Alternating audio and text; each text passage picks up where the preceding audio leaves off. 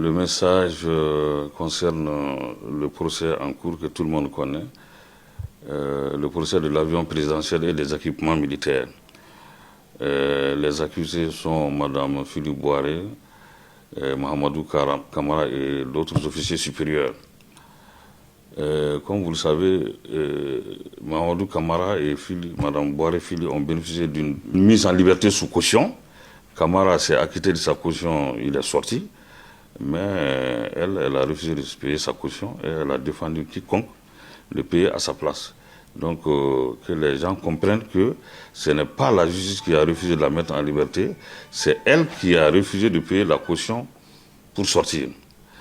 Ensuite, quand nous avons appris qu'elle était malade, elle était à Bolé, le procureur général de la Cour suprême, le directeur national de l'administration pénitentiaire et moi-même, nous nous sommes rendus à Bolé Femmes.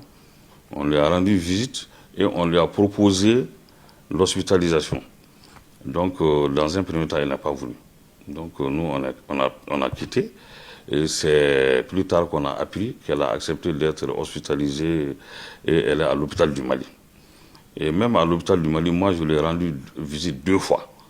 Donc, il ne faut pas que les gens pensent que la justice est inhumaine. Non, nous sommes tous des humains. On a tous des mamans, on a des sœurs, on a tous des chefs de famille. Donc, c'est dans ce cadre-là qu'on a fait toutes ces visites-là. Donc, le procès initialement prévu pour le 22, entre-temps, il y a eu 2 certificats, le 22 mai. Et entre-temps, il y a eu 2 certificats médicaux qui ont été faits par la demande de la justice, qui ont attesté qu'elle est saine d'esprit et qu'elle peut suivre le procès là, mais qu'elle ne peut pas rester longtemps dans une position assise.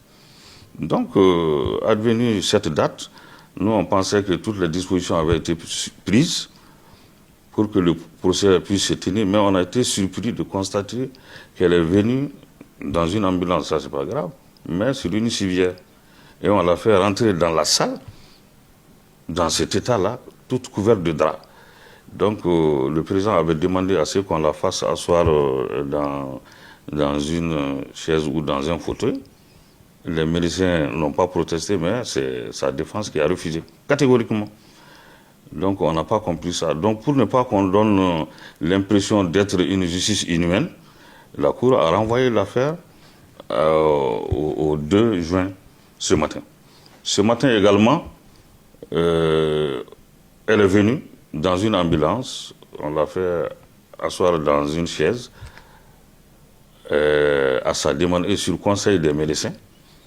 Mais quelque temps plus tard, elle ne tenait plus. Bon, elle dit qu'elle ne tient plus, elle s'est couchée et la Cour était encore obligée de renvoyer.